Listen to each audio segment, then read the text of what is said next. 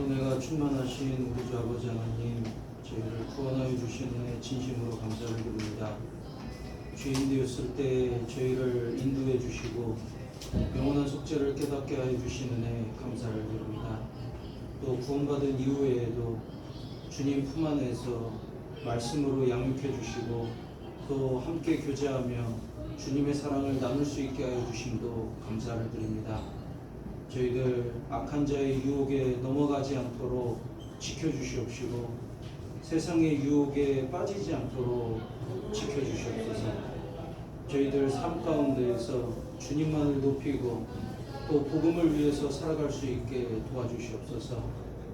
저희 올티가스 형제자매님들 주님께서 사랑하시고 또 함께하고 계심을 믿습니다. 저희를 인도해 주셔서 더 많은 영혼들이 구원받고 함께 교제하며 주님께 영광이 되기를 간절히 소원합니다.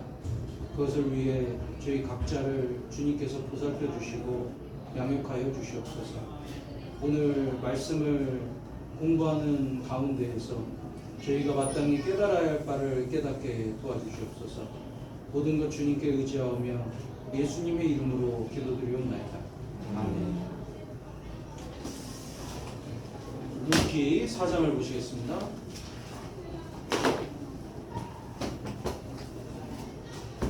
루키 4장 6절 제가 읽겠습니다. 그 기업 물을 자가 가로되 나는 내 기업에 손해가 있을까 하여 나를 위하여 무르지 못하노니 나의 물을 권리를 네가 취하라. 나는 무르지 못하겠노라. 9절 10절 같이 읽겠습니다. 보아스가 장로들과 모든 백성에게 이르되 내가 엘리멜렉과 기런과 말론에게 있던 모든 것을 나오미의 손에서 산 일에 너희가 오늘날 증인이 되었고 또 말론의 아내 모압 여인 룻을 사서 나의 아내로 취하고 그 죽은 자의 기업을 그 이름으로 있게 하여 그 이름이 그 형제 중과 그곳 성문에서 끊어지지 않게 하매 너희가 오늘날 증인이 되었느니라. 저희가 이제 루키를 쭉 공부해왔습니다. 오늘 이제 그 클라이막스인 루키 4장을 공부할 차례입니다. 루키 1장에 보면 룻이 진짜 믿음의 결단을 하죠.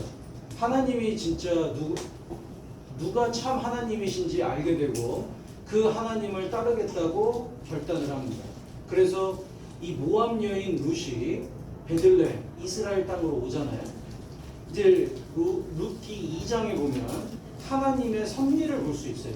그래서 우연히 가서 이삭을 줍는데 마침 그게 보아스의 밭이었고 마침 보아스가 방문을 했었고 마침 둘이 만나가지고 이제 정말 위대한 첫 만남이 이루어지잖아요. 그걸 누가 인도하셨냐? 하나님의 섭리다 이겁니다. 그래서 이제 3장에 보면은 나오미가 가이드를 해주잖아요.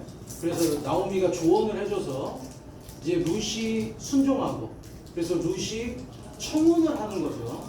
보아스는 수락을 합니다. 지난주에 공부했듯이 이 보아스의 부모님이 살몬과 라합이었잖아요. 둘 다 믿음의 사람이었습니다. 그래서 라합도 믿음 때문에 하나님을 선택했고 믿음의 결정을 내린 거예요. 그래서 창녀지만 하나님께 귀하게 쓰임받았습니다. 가족들을 다 살릴 수 있었어요. 살몬도 그 집안이 족장 집안이잖아요. 그런데도 불구하고 기생 라합과 결혼을 합니다. 그러니까 살몬도 믿음의 사람이거든요. 다른 조건을 본 게 아니에요. 오직 믿음. 그 믿음을 보고 기생 라합을 아내로 취한 거예요. 그래서 그 믿음의 부모님들 가운데에서 보아스는 자랐고 그렇기 때문에 보아스도 다른 조건을 보지 않고 이 모압 여인, 이방 여인인 룻을 아내로 취합니다. 그래서 이제 이 4장에 가서는 실제로 결혼을 하고 그리고 이제 족보가 나오는데 이 족보에서 다윗이 나오고 이 족보가 그대로 마태복음 1장에도 나오죠. 그래서 그 족보 가운데에서 예수 그리스도가 이 땅에 오시는 거예요.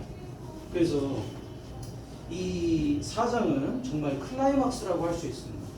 오늘 이제 그 사장을 공부할 텐데요. 먼저 고엘 제도에 대해서 다시 한번 공부해보고 사장을 공부하겠습니다. 이제 고엘이라는 제도를 하나님께서 이스라엘 민족에게 주셨는데 고엘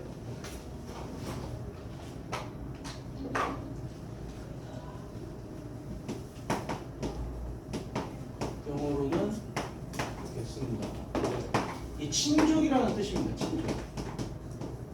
그러니까 친족이 빚을 얻어서 종이 되거나 너무 가난해져서 땅을 팔았거나 그리고 형제가 죽어가지고 대를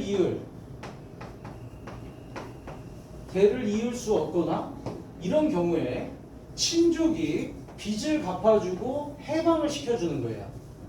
땅을 다시 사가지고 돌려주는 거예요. 그리고 대를 이을 수 있게 미망인을 아내로 취하는 거예요. 그래서 이 대를 이을 자, 기업을 물을 자라고 부르는데 기업을 물을 자를 영어로는 리디머라고 하는 겁니다. 리디머라는 건 대속자라는 거예요. 대신 갚아줘가지고 다시 돌려주는 거잖아요. 대신 갚아줘가지고 대를 이어주는 거잖아요. 그러니까 대속자가 되는 겁니다. 그래서 이제 이 고엘 제도가 있었죠. 레위기 25장을 보시겠습니다. 여기 본문이니까 잡으시고 레위기 25장.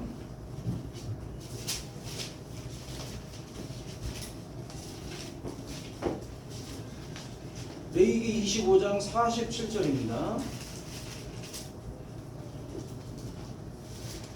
너희 중에 우거하는 이방인은 부유하게 되고 그 곁에 사는 너희 동족은 비난하게 되므로 너희 중에 우거하는 그 이방인에게나 그 족속에게 몸이 팔렸으면 종이 된 거죠. 가난해져서 팔린 후에 그를 속량할 수 있나니 그 형제 중 하나가 속하거나 삼촌이나 사촌이 속하거나 그 근족 중 누구든지 속할 것이요 그가 부유하게 되면 스스로 속하네.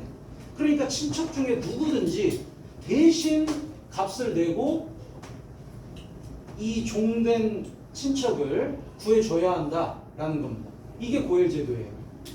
여기 25절을 보시겠습니다.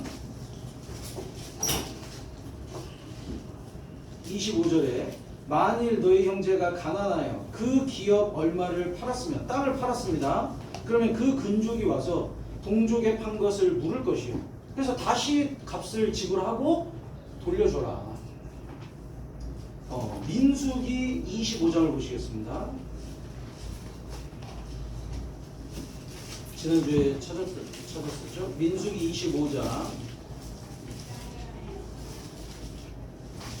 죄송합니다. 신명기입니다. 신명기 25장. 신명기 25장 5절입니다. 형제가 동거하는데 그 중 하나가 죽고 아들이 없거든 그 죽은 자의 아내는 나가서 타인에게 시집가지 말 것이요 그 남편의 형제가 그에게로 들어가서 그를 취하여 아내를 삼아 그의 남편의 형제가 된 의무를 그에게 다 행할 것이요 그 여인의 낳은 첫 아들로 그 죽은 형제의 후사를 있게 하여 그 이름을 이스라엘 중에서 끊어지지 않게 할 것이니라. 그러니까 이스라엘이 쭉 이어지게 하기 위한 하나님의 뜻인 거예요. 그래서 형제가 죽었는데 형제의 아내가 있죠. 그리고 자녀가 없다. 그러면 다른 친족이나 형제가 그 아내를 취해서 대를 잇게 해라. 이스라엘이 이 땅에서 계속 이어지게 해라. 이것이 하나님의 뜻이었거든요. 그래서 이 사람을 기업 물을 자. 영어로는 이제 대신 갚는 거니까 리디머입니다. 대속자입니다. 대속자. 자, 룻기 4장 돌아가 보겠습니다. 그래서 이제 보아스에게 나오미가 말한 대로 룻이 이제 얘기했잖아요. 당신이 기업을 물을 자입니다. 상기를 시키니까 보아스가 맞긴 맞는데 나보다 더 가까운 친족이 있다. 그러니까 우선권이 그 가까운 친족에게 먼저 있는 거예요. 그 친족이 기업을 물으면 좋고 안 물은다고 하더라도 내가 물을 거다. 마음속으로는 어땠을까요? 내가 묻고 싶다. 내가 대를 잇고 싶다. 이 마음이었을 거 아니에요? 그래서 지체하지 않고 그 사람을 찾아갑니다. 1절에 4장 1절 보아스가 성문에 올라가서 거기 앉았더니 마침 보아스의 말하던 기업물을 자가 지나는지라 보아스가 그에게 이르되 아무여 이리로 와서 앉으라. 그가 와서 앉음에 이제 여차저차해서 이제 네가 기업 물을 자다. 4절에 내가 여기 앉은 자들과 내 백성의 장로들 앞에서 그것을 사라고 내게 고하여 알게 하려 하였노라. 네가 물으려면 물으려니와. 이 물은다는 게 나 이제 안 사, 물러 이런 물는 게 아닙니다. 네가 돈을 내고 그거를 대신 사주려면 사주려니와 이런 뜻인 거예요. 네가 물으지 아니하려거든 내게 고하여 알게 하라. 그 다음은 나요. 그 외에는 물을 자가 없느니라. 그가 가로되 내가 물으리라. 자기가 물은다고 그러죠. 자기가 대신 사가지고 돌려준다고 그러죠. 근데 이제 여기 보세요. 5절에 보아스가 가로되 네가 나오미의 손에서 그 밭을 사는 날에 곧 죽은 자의 아내 모압 여인 루색에서 사서 그 죽은 자의 기업을 그 이름으로 잊게 하여야 할지니라. 그러니까 보아스가 뭐라고 얘기하냐면 나오미만 있는 게 아니고 룻도 있다. 룻도 사야 한다. 그러니까 6절에 그 기업물을 자가 가로되 나는 내 기업에 손해가 있을까 하여 나를 위하여 물으지 못하노니 나의 물을 권리를 네가 취하라. 나는 물으지 못하겠노라. 이제는 못 물으겠다고 하잖아요. 이 사람은요 진짜 셈에 빠른 사람이에요. 생각해보세요. 여기 엘리멜렉이 있습니다. 엘리멜렉의 아내가 나오미, 며느리가 룻. 엘리멜렉이 죽었죠. 두 아들 죽었죠. 이제 나오미 이제 남은 거거든요. 룻 남고. 근데 이 집안이 땅을 판 거예요. 그래서 기업물을 자한테 이거 사라. 첫 번째 기업물을 자한테 이거 사고 다 사라 했어요. 그래서 대를 이어라. 그랬더니 처음에는 좋다. 내가 사겠다 했거든요. 왜 그랬냐면 이 사람은 나오미만 생각하는 거예요. 나오미가 지금 나이가 많이 들었거든요. 그러니까 이걸 사도 기업 물을 자가, 그러니까 이 상속자가 없을 거 아니에요. 이제 자녀를 못 낳을 거니까. 그러면 이 땅은 오롯이 자기 거나 자기 가족들께 된다 이겁니다. 그러니까 처음에는 내가 모르겠다. 딱 계산 섰거든요. 그랬더니 보아스가 룻도 있다. 딱 하잖아요. 룻은 젊으니까 자녀를 낳을 수 있잖아요. 그러니까 나중에 자기 자녀들이랑 나눠야 하거든요. 그러니까 내가 손해가 될 거 싶으니까 안 물으겠다. 거절하잖아요. 그러니까 이 사람은요. 하나님의 뜻은 전혀 생각하지 않는 사람입니다. 하나님의 뜻은 뭡니까? 대를 이어라. 그리고 살아. 돌려줘라. 이게 하나님의 뜻이거든요. 근데 기업물을 짜는 자기가 손해되냐 이득되냐 요것만 생각하는 거예요. 그래서 이득 된다고 할 때는 얼른 물은다고 했다가 이제 손해볼 것 같으니까 얼른 내가 손해볼 것 같으니까 물으지 않겠다. 딱 포기하잖아요. 그러니까 이 사람은 하나님의 뜻보다는 자기의 이득을 위해서 사는 사람입니다. 그러니까 이제 1절에 보세요. 아무여 이리로 와서 앉으라. 그가 와서 앉으면 이 사람 이름이 나와 있습니까? 안 나와 있습니까? 안 나와 있어요. 이 보아스가 아무여라고 불렀겠어요? 이름을 불렀을 거예요. 그런데 이름 적지 않습니다. 하나님 앞에는요. 자기만을 위해서 살아가는 사람은 이름을 기억할 필요가 없다는 거예요. 보아스는 하나님의 뜻이 뭔지를 먼저 생각했어요. 그리고 믿음을 먼저 봤어요. 그래서 영원한 것을 위해서 어떤 희생을 치르더라도 자기가 산다고 한 거거든요. 하나님은 이런 사람의 이름을 기록해 주시는 겁니다. 자기를 위해서 살아가고 희생하기 싫어하고 이 땅의 것만을 위해서 살아가는 사람의 이름은 하나님이 기억하지 않으시는 거예요. 그런 사람은 구원 받기도 어렵죠. 이 출애굽기 32장에 보면은 구원받지 않은 사람의 이름도 생명책에 다 기록이 돼 있다고 했거든요. 근데 끝까지 이 세상만을 위해서 살아가고 영원한 것을 싫어하고 구원받기를 싫어해가지고 끝까지 하나님의 사랑을 배쳐가는 사람은 이제 요한계시록 20장에 가서는 생명책에서 이름이 딱 지워집니다. 그러니까 구원 받을 때 우리 이름이 적히는 게 아니고 이미 죄는 다 용서해 놨기 때문에 모든 사람의 이름을 이미 다 적어 놓으셨어요. 근데 끝까지 배쳐가면 이름 지워버리는 거거든요. 이름 기억 안 하신다는 거예요. 이 사람은 기회가 있었잖아요.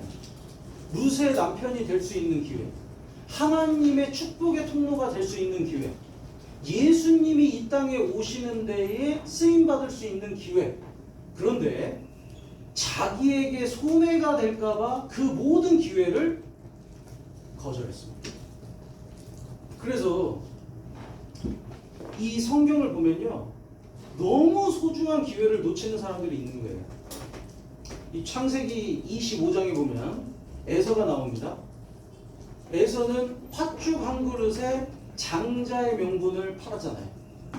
내가 지금 배고파 죽겠는데, 죽게 되었는데 장자의 명분이 무슨 소용이 있겠느냐 하면서 팔았거든요. 그러니까 그 장자의 명분이 얼마나 소중한지를 모르는 거예요. 자기에게 소중한 거는 팥죽 한 그릇, 그게 더 소중했습니다.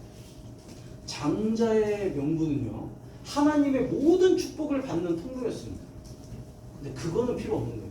오로지 이 땅에서 내가 배부를 수 있는, 잘 먹고 잘 살 수 있는 그것만 이 초점을 맞추고 있었던 거거든요. 그러니까 쉽게 팔아버린 거예요. 르우벤은 성적인 죄 때문에 모든 축복의 통로를 잃어버렸습니다. 여기 창세기 49장을 보시겠습니다. 창세기 49장 3절입니다.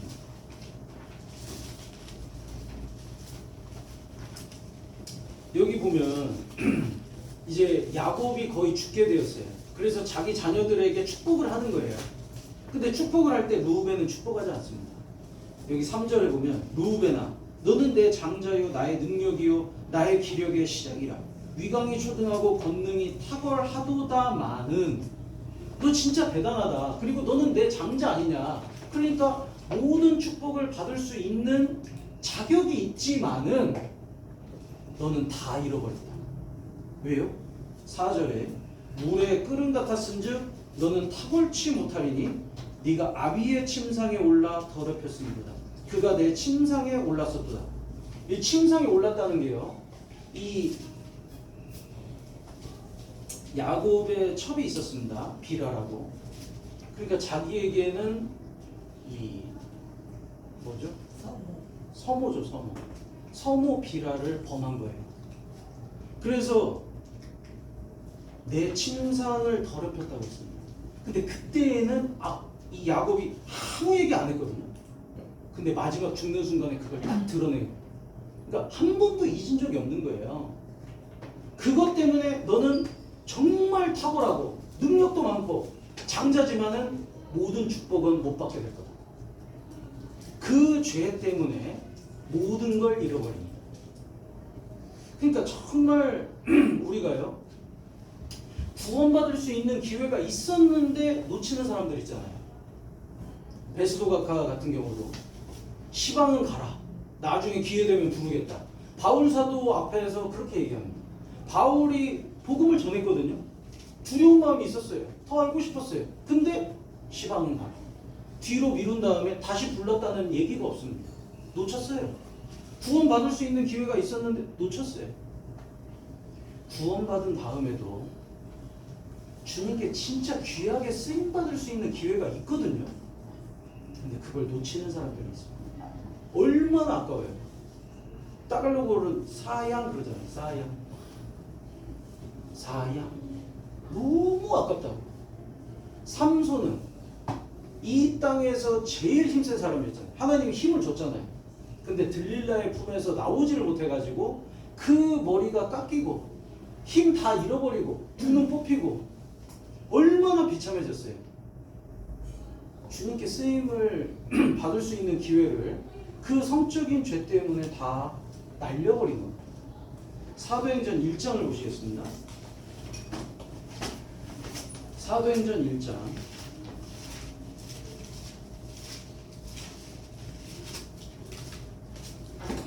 20절에 여기 이제 가룟 유다에 대해서 얘기합니다. 시편에 기록하였으되 그의 거처로 황폐하게 하시며 거기 거하는 자가 없게 하소서 하였고 또 일렀으되 그 직분을 타인이 취하게 하소서 하였도다. 우리가 기억해야 할게요. 가룟 유다도 12 제자 중에 한 명이었어요. 그러니까 다른 사람 눈에는 어떻게 보였을까요? 야, 대단하다. 가룟 유다 12 제자 중에 한 명이야. 뭐 말씀도 가르쳐 달라고 하고 배운 거 있으면 좀 나눠달라고 하고 그러지 않았겠어요? 그러니까 다 존경의 눈으로 가룟 유다도 본 거거든요. 근데 가룟 유다는 실격자가 됐습니다. 예수님 은삼십에 팔아버렸잖아요. 그러니까 그 직분이 이제 어떻게 되냐? 타인에게 넘어가는 거예요. 그 기회가 엄청난 기회가 주어졌는데 그것을 버려버리니까 그 기회는 타인에게 넘어가게 됩니다. 그래서 25절에 봉사와 및 사도의 직무를 대신할 자를 보이시옵소서. 유다는 이를 버리었고 제 곳으로 갔나이다 하고 유다가 버려버린 거예요. 그 직분을 차버린 거예요. 예수님을 통해서 구원받을 수 있는 기회도 찾고 귀하게 쓰임받을 수 있는 기회도 찾고 정말 영광스럽게 될 수 있는 기회 다 차버렸습니다. 그래서 제 곳으로 갔나이다. 지옥으로 갔잖아요. 그 기회가 이제 제비 뽑아서 26절에 마띠아에게 갑니다. 저희도 마찬가지예요. 구원받고요. 쓰임받을 수 있는 기회가 있습니다. 근데 그 기회를 거부하잖아요. 그러면 그 기회는 다른 형제에게 가는 거예요. 다른 자매에게 가는 거예요. 영혼을 건질 수 있는 기회가 있었습니다. 그런데 그 기회를 내가 거절하잖아요. 왜? 오로지 이 땅의 것만을 위해서 살아가면 그 기회가 안 보이는 거예요. 그 기회를 놓치는 거예요. 그래서 다른 형제나 자매가 그 기회를 잡습니다. 정말 영광스럽게 되는 거예요. 주님 앞에 딱 서보면요, 진짜 땅을 치며 후회할 일이 있을 수도 있습니다. 내가 왜 그 기회를 다 놓쳤을까? 그 귀하디 귀한 기회들을 다 놓쳐버렸을까? 그 기회가 다른 형제에게 간 것을 우리가 다 볼 수 있거든요. 어떻게 건너갔는지 얼굴과 얼굴을 맞대고 다 볼 수 있다고 했어요. 그거 얼마나 아까웠을까요? 그래서 저희에게 기회가 주어졌을 때 영원한 것을 위해서 우리는 살아야 합니다. 하나님이 이 기회를 놓친 이 기업 물을 자는 아무여라고 기록해놨어요. 이름 적을 필요가 없다. 근데 보아스의 이름은 딱 기록을 해놨잖아요. 우리가 복음을 위해서 살아가고 영원한 것을 위해서 살아가면 주님께서 우리 이름을 기억해 주시는 거예요. 로마서 16장, 골로새서 4장, 디모데후서 4장, 거기에 바울 사도의 동역자들의 이름이 쭉 나옵니다. 그들의 이름은 낱낱이 기록이 딱 돼 있거든요. 하나님이 기억해 주신다는 거예요. 고린도후서 6장을 보시겠습니다. 고린도후서 6장 9절.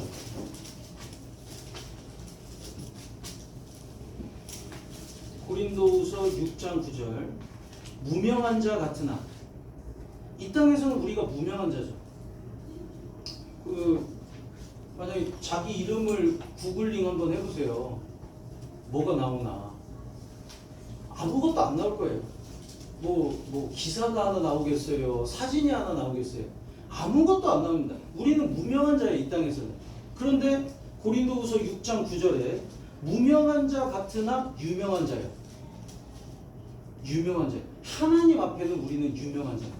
하나님이 다른 이 땅에서 유명한 자의 이름은 기억 못해도 구원받고 영원한 것을 위해서 하나님의 뜻을 위해서 살아가는 그리스도인들의 이름은 너무 잘 기억을 하시는 거예요.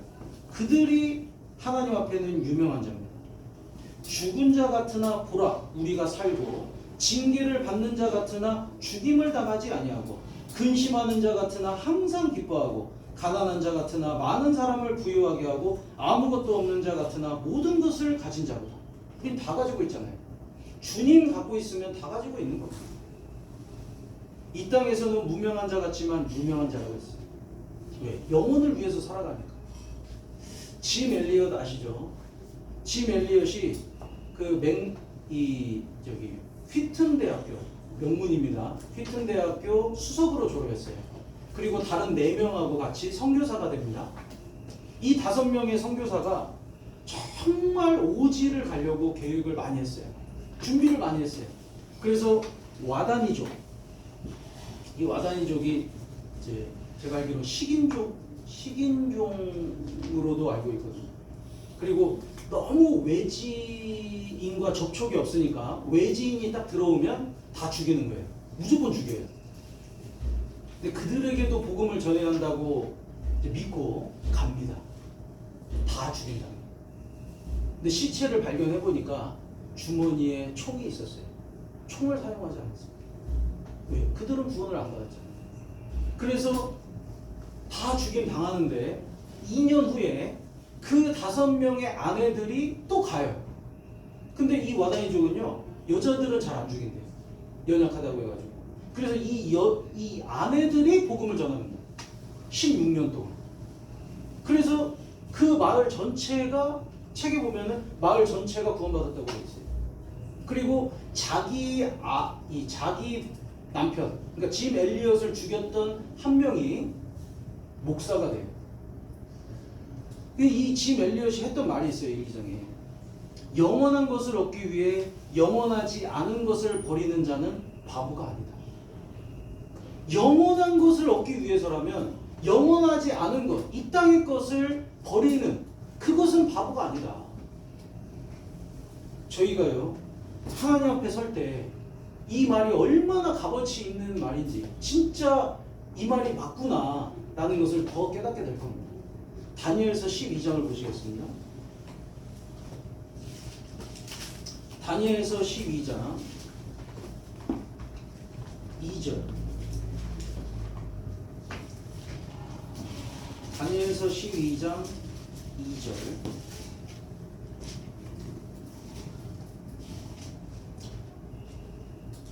땅의 티끌 가운데서 자는 자 중에 많이 깨어 영생을 얻는 자도 있겠고 수욕을 받아서 무궁히 부끄러움을 입을 자도 있을 것이며 구원받은 자는 영생을 얻을 거다. 깨어서 영생을 얻을 거다. 그리고 구원받지 않은 자라는 무궁히 부끄러움을 얻게 될 거다. 지옥에 가는 거거든요. 그런데 3절에 구원받은 자 중에서도 상급이 다 다를 거라는 거예요. 3절 같이 읽어보겠습니다. 지혜 있는 자는 궁창의 빛과 같이 빛날 것이요 많은 사람을 옳은 대로 돌아오게 한 자는 별과 같이 영원토록 비추리라. 지혜 있는 자, 구원받는 게 제일 지혜로운 거죠. 그리고 영혼을 위해서 살아가는 사람이 제일 지혜로운 거예요. 그 궁창의 빛과 같이 빛날 것이요 많은 사람을 옳은 대로 돌아오게 한 자, 영혼들을 전도해가지고 정말 구원받게 도와준 사람들, 그 이루어진 영혼들이 영원한 생명을 얻게 도와준 그 구원받은 그리스도인들은 별과 같이 영원토록 비추리라. 근데 별이 다 밝기가 다르잖아요.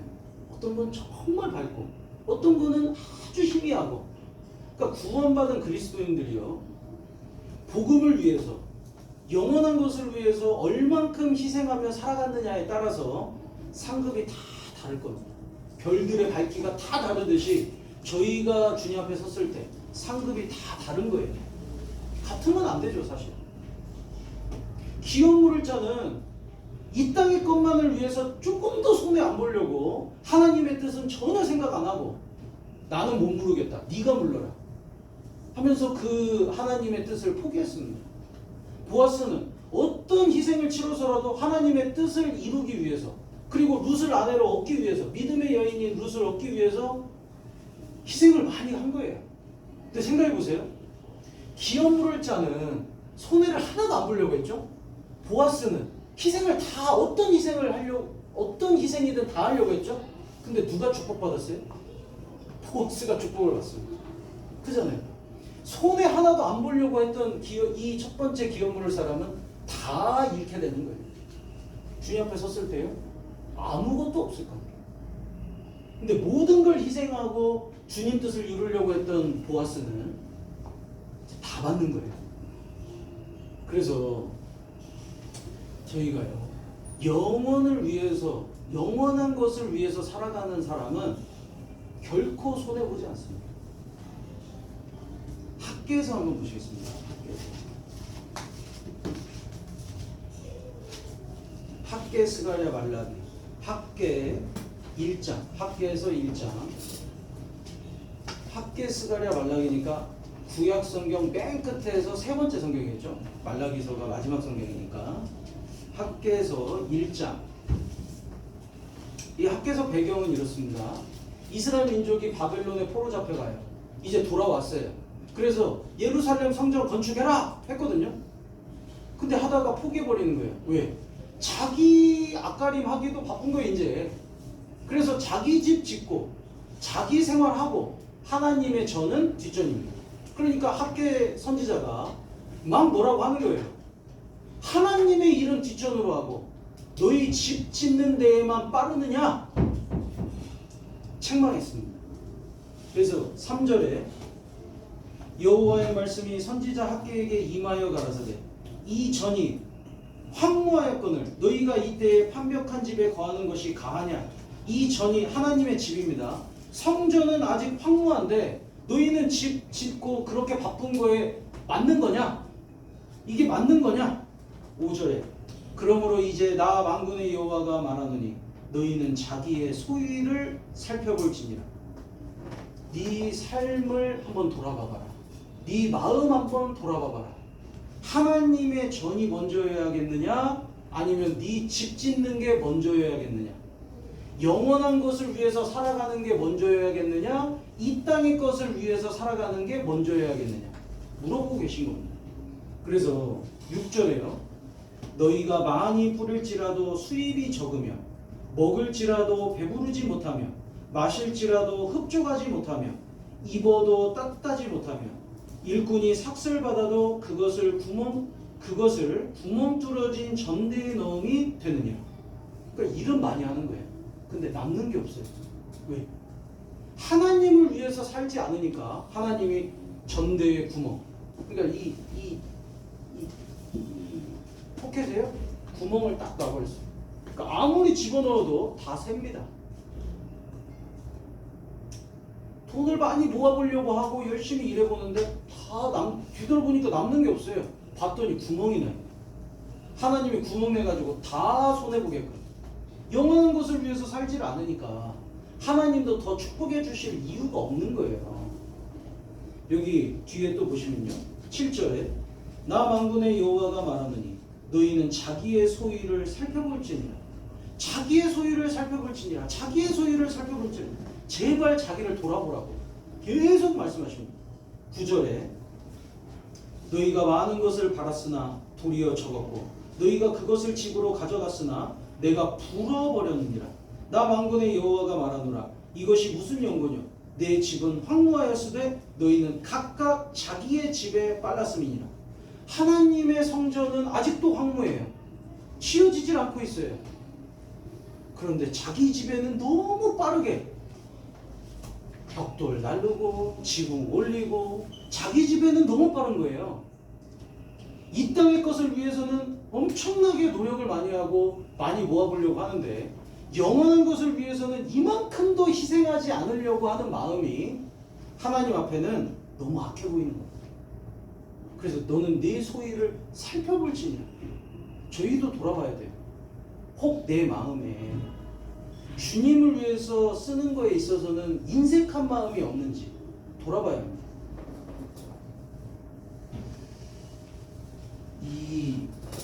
우리가 죄성이 있잖아요. 죄성이.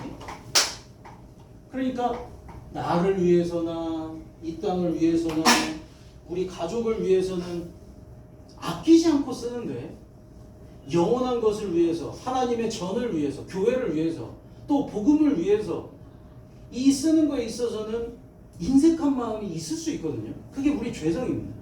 그거 이겨내야 돼. 거기에 지면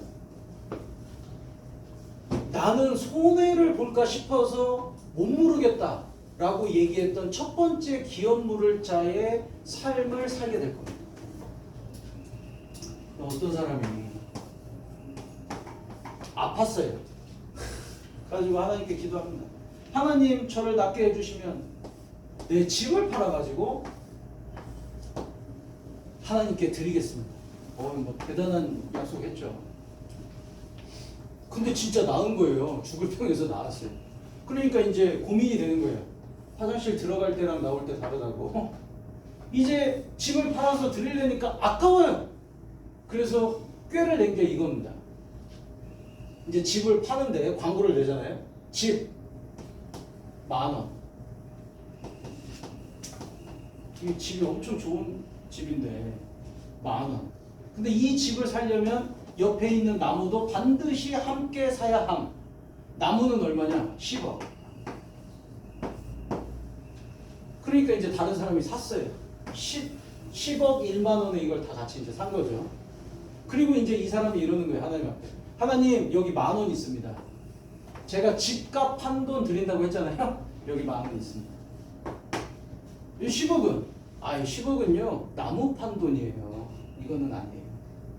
그러니까 우리가 이제 이런 인색한 마음이 있습니다. 하나님 앞에요.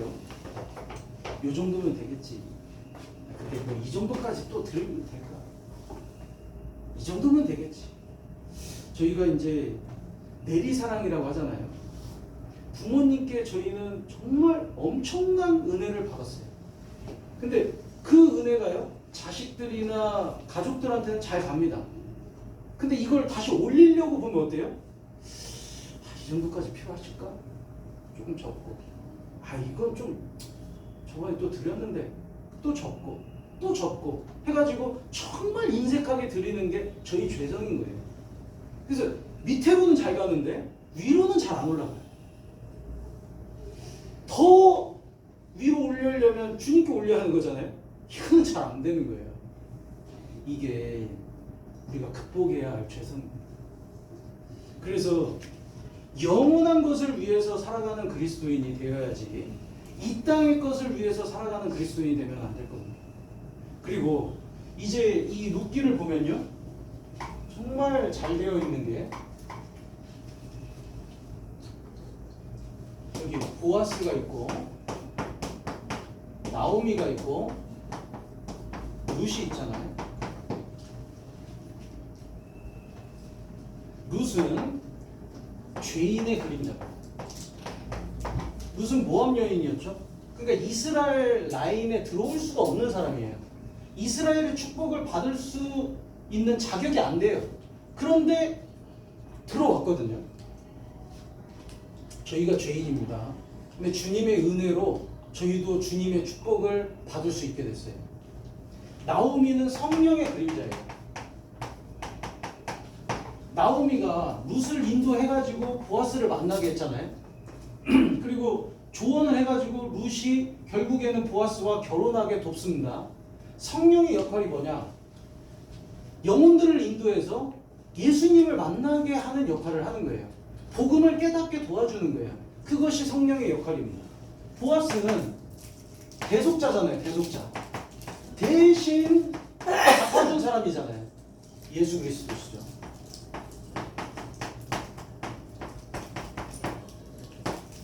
그래서 우리가 죄를 지었고 우리가 죄를 갚아야 하는데 우리가 못 갚으니까 예수님께서 대신 갚아주셨습니다. 대속자십니다. 그래서 보아스는 예수 그리스도의 그림자, 나오미는 성령의 그림자, 룻은 우리 같은 죄인의 그림자가 되는 거예요. 룻기서 3장을 보시겠습니다. 룻기 3장 1절입니다. 룻기 3장 1절. 룻의 시모 나오미가 그에게 이르되 내 딸아 내가 너를 위하여 안식할 곳을 구하여 너로 복되게 하여야 하지 않겠느냐. 나오미가 걱정하는 거는 룻밖에 없는 거예요. 그래서 너를 위해서 안식할 곳을 내가 찾아야겠다. 내가 안식할 곳, 너 남편을 좀 찾아줘야겠다. 이러고 있는 거거든요. 성령님은 정말 두루 다니시면서 죄인을 찾습니다. 그래서 죄인을 어떻게 해서든 인도해가지고 복음을 깨닫게 하고 우리의 남편 되실 예수님을 만나게 하시려고 하시는 거예요. 그것이 성령의 역할이거든요. 요한복음 15장 보시겠습니다. 요한복음 15장 26절입니다.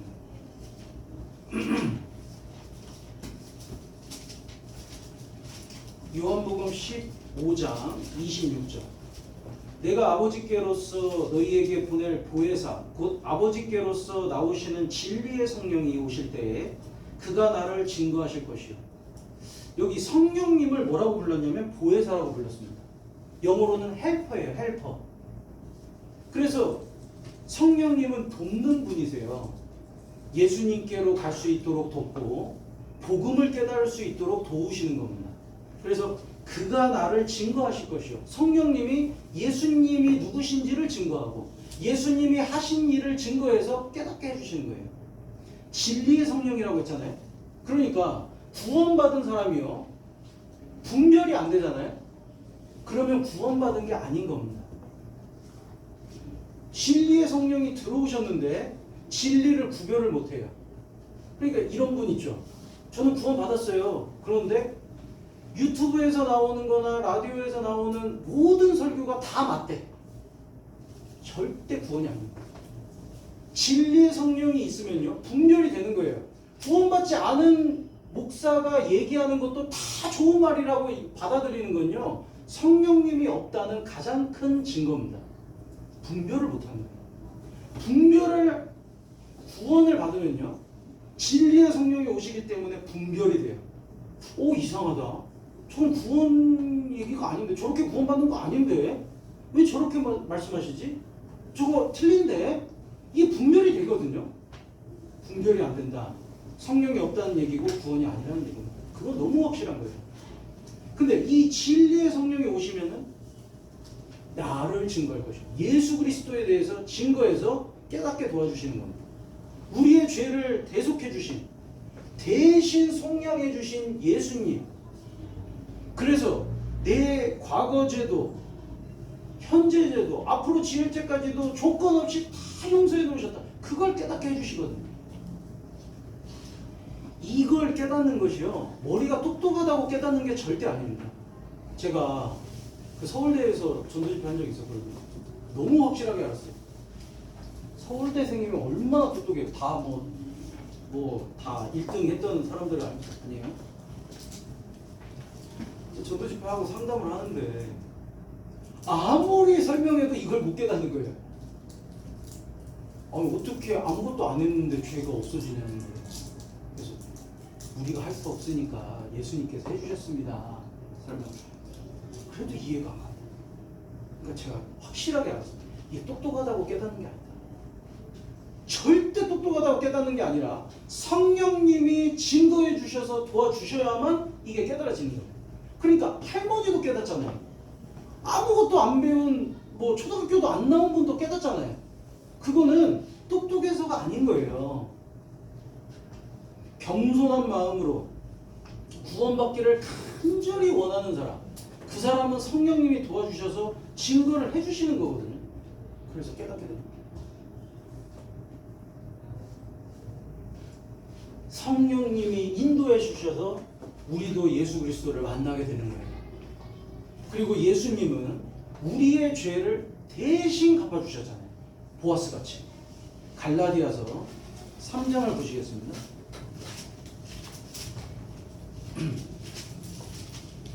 갈라디아서 3장 13절입니다.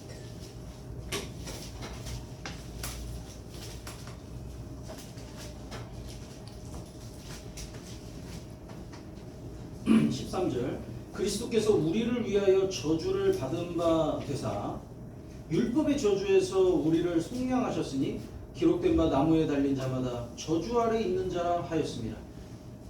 예수님이 우리를 위하여 저주를 받은 바 되자. 우리가 율법의 저주를 받아야 할 사람들이었습니다. 율법의 저주라는 건요, 율법을 안 지키면 지옥 간다는 거예요. 심판 받아야 한다는 거예요. 그런데 예수님은 율법을 다 지키셨잖아요. 그 율법 지킨 그 의의를 우리에게 주시고, 율법 못 지킨 우리가 받아야 할 심판을 주님이 받으셨잖아요. 영어로는 redeemed라고 되어 있습니다. 13절에 Christ has redeemed us from the curse of the law. 그러니까 예수님이 대신 갚아주셨다는 거예요. 율법 못 지킨 그 죄값에 대해서 예수님이 대신 갚아주셨다. 대신 저주받아 주셨다. 갈라디아서 4장 5절입니다. 5절 율법 아래 있는 자들을 속량하시고, 이 속량도 영어로는 redeem입니다. 대신 갚아주셨다. 우리로 아들의 명분을 얻게 하려 하심이라. 우리가 율법 아래 났죠. 그래서 율법을 안 지키면 율법에 의해서 심판을 받는 겁니다. 그런데 예수님이 그 심판 받을 거를 본인이 받으시고 우리 죄를 다 갚아주신 거죠. 속량, 대신 갚아주셨다. 그래서 우리를 아들의 명분을 얻게 하셨다. 이제는 아들 된 거예요. 보아스가 값을 다 지불하고 룻을 자기 아내로 취했습니다. 예수님이 값을 다 지불하고 우리를 주님의 자녀로, 그리고 주님의 신부로 우리를 사신 거예요. 피로 사셨다고 했습니다. 그래서 사도행전 보면 피로 사신 교회. 얼마나 뭐라고 해야 할까요? 이 표현하기가 참 가벼운 표현이 아니잖아요. 피로 사신 교회. 저희를 자기 피로 사셨습니다. 룻기 3장을 돌아오겠습니다. 룻기 3장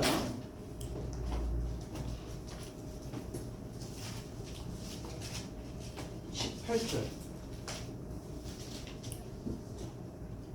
여기 이에 시모가 가로되 나옴이죠. 내 딸아, 이 사건이 어떻게 되는 것을 알기까지 가만히 앉아 있으라. 그 사람이 오늘날 이 일을 성취하기 전에는 쉬지 아니하리라. 보아스가 이제 네 청혼을 받아들였으니까 너랑 결혼할 때까지는 이 일을 쉬지 아니하리라. 추진력이 있다는 거예요. 그리고 절대 머뭇거리지 않는다는 거예요. 결혼할 때까지는 쉬지 않고 쫙 밀어붙여가지고 바로 사장에 결혼까지 합니다. 대단하죠? 근데 하나님이 그러시잖아요. 하나님이 구약 성경에 보면은 쉬지 않고 예수 그리스도를 보내주실 것을 다 준비하시잖아요. 예수님 오셔가지고, 성자 하나님 오셔가지고 쉬지 않으십니다. 십자가에 죽으실 때까지 쉬지 않으세요. 이제 성령님도 쉬지 않으시는 거예요. 영혼들을 다 건질 때까지 절대 쉬지 않습니다. 성부, 성자, 성령 하나님이 영혼들을 건지기 위해서 쉬지 않으시는 거예요. 그런데 저희가 어떻게 쉬어요? 이사야 62장을 보시겠습니다. 이사야 62장.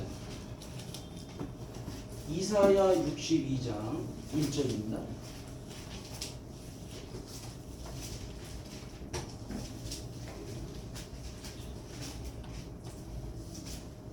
이사야 62장 1절.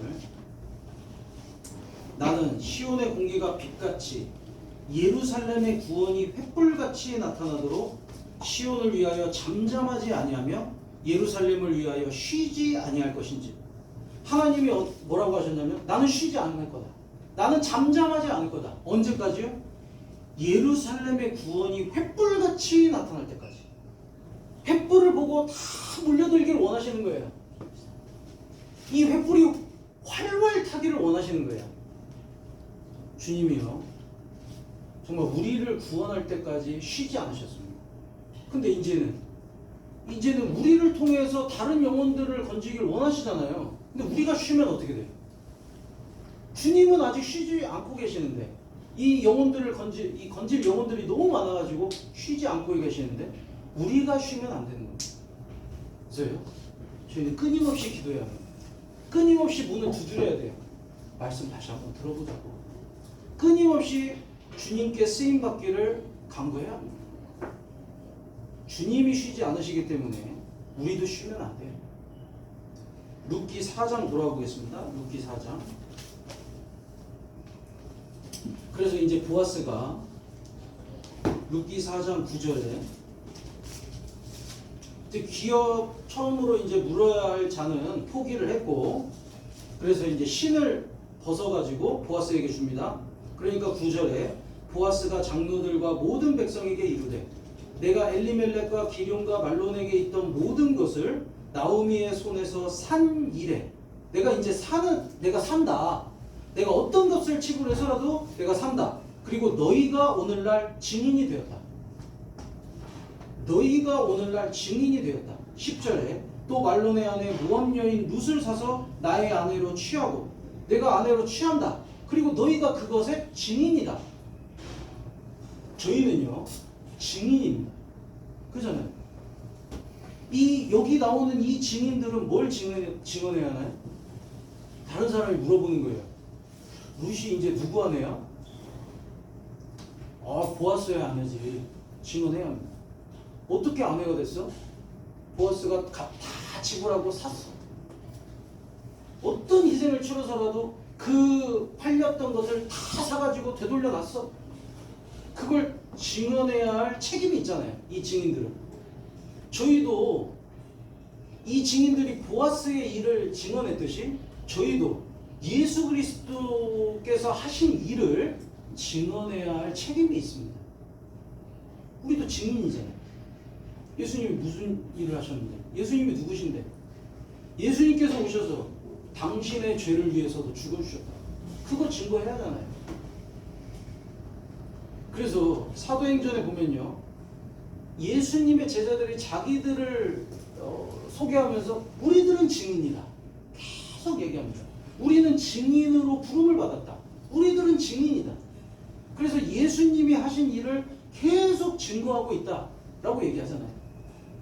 저희도 우리의 삶과 말로 예수님을 증거해야 합니다. 그리고 룻기 이제 4장에 보면 이제 영광의 족보가 나옵니다. 4장 18절에 보면 베레스의 세계는 이러하니라. 베레스는 헤스론을 낳았고 헤스론은 람을 낳았고 람은 암미나답을 낳았고 암미나답은 나손을 낳았고 나손은 살몬을 낳았고 이 살몬이 보아스의 아버지죠. 기생 라합과 결혼을 했습니다. 믿음으로 라합을 택했고 라합도 믿음으로 하나님 편에 섰고 살몬과 결혼하게 된 거예요. 그것에 영향을 받은 보아스도 믿음 때문에 룻을 택했고 룻도 믿음 때문에 하나님을 선택한 거잖아요. 그래서 21절에 살몬은 보아스를 낳았고 보아스는 오벳을 낳았고 오벳은 이새를 낳았고 이새는 다윗을 낳았더라. 그러니까 보아스의 증손자죠. 증손자가 다윗이 되는 겁니다. 이 족보가 마태복음 1장에 그대로 이어지는 거예요. 그래서 마태복음 1장 보시겠습니다.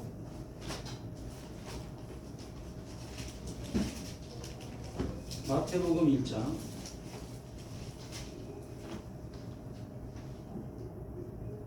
4절에 람은 아미나답을 낳고 아미나답은 나손을 낳고 나손은 살몬을 낳고 살몬은 라합에게서 보아스를 낳고 보아스는 룻에게서 오벳을 낳고 오벳은 이새를 낳고 이새는 다윗왕을 낳으니라. 여기는 라합과 룻까지 다 이름을 기록해 주셨죠? 하나님 기억하시는 거예요. 근데 이 라인을 통해서 16절 같이 읽겠습니다.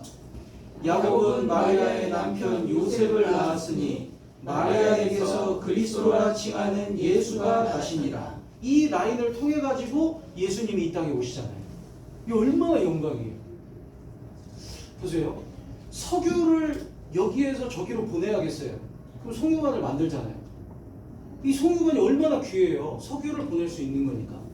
물을 보내야겠어요. 그러면 이 물 수도관이 있잖아요. 수도관이 얼마나 귀해요. 물을 보낼 수 있잖아요. 예수님을 이 땅에 보내셔야겠어요. 라인이 필요한 거예요. 라인. 그 라인에 믿음의 여인 라합, 믿음의 여인 룻이 들어가고 믿음의 사나이인 살몬과 보아스가 들어가게 됩니다. 그래서 그 라인의 일부가 딱 돼가지고 그 라인을 통해서 예수님이 딱 오셨잖아요. 그럼 예수님이 한번 오셨다 하면은 모든 사람이 구원받을 수 있는 길이 딱 열리잖아요. 그러니까 이 라인에 들어갔다는 거는요, 엄청난 축복이고 영광입니다. 근데 지금도 마찬가지예요. 예수님이 이루신 복음을 전해줘야 하잖아요. 라인이 필요하잖아요. 누가 이 라인이 될 거냐 이거예요. 내 가족에게 라인이 딱 공급이 돼가지고 복음이 전해져야 하는데 누가 이 라인이 될 거냐. 저는 손해를 볼까봐 못하겠습니다. 첫 번째 기여물자 같이 생각하면요, 그 라인에서 쓰임 못 받는 거예요. 라인의 일부가 될 수가 없는 거예요. 나는 어떤 희생을 치러서라도 주님의 뜻, 그리고 이 복음이 전해지는데 쓰임 받겠다. 그럼 라인의 일부가 돼서 예수님이 우리를 통해서 전해지는 거거든요. 저희도 이 라인이 되어야 합니다. 누군가에게 복음을 전해줄 수 있는 라인이 되어야 하는 거예요. 그래서 오늘 룻기 4장을 공부했습니다. 정말 이 땅의 것만을 위해서 살아가는 사람은 주님이 이름 기억하지 않으실 거예요. 근데 영원한 것을 위해서, 주님을 위해서 희생하는 사람은 주님이 그 이름을 잘 기억하시고 갚아주실 겁니다. 그래서 보아스는 예수 그리스도의 형상, 나오미는 성령의 형상, 룻은 죄인의 형상이었는데 우리는 이제 정말 성령의 인도하심을 따라서 결국 이제 구원을 받고 이제 증인으로서 아니면 라인으로서 예수 그리스도가 다른 사람에게 전해질 수 있도록 쓰임을 받아야 하잖아요. 그래서 저희 삶 가운데 정말 영원한 것을 위해서 살아갈 수 있으면 참 좋겠다 생각합니다. 같이 기도하시겠습니다. 하나님 아버지 감사합니다. 저희들 불러주시고 구원하여 주시고 또 이제 영원한 것을 위해서 살아갈 수 있는 기회 주심에 감사를 드립니다. 이것이 얼마나 소중하고 영광된 일인지를 잊지 않게 도와주시옵시고 이 땅의 것만을 위해서 살다가 주님 앞에 서지 않도록 도와주시옵소서. 저희가 더욱 복음을 위해 희생할 수 있기를 간절히 소원합니다. 또 정말 입을 열어서 복음을 전할 수 있기를 간절히 소원합니다. 저희에게 용기를 주시고 지혜를 더하여 주시옵소서. 또 진리를 찾는 영혼들을 저희에게 붙여주셔서 많은 영혼들이 저희를 통해 구원받고 주님께 영광이 되기를 간절히 소원합니다. 이 모든 기도 우리 주 예수 그리스도 이름으로 기도드리옵나이다. 아멘.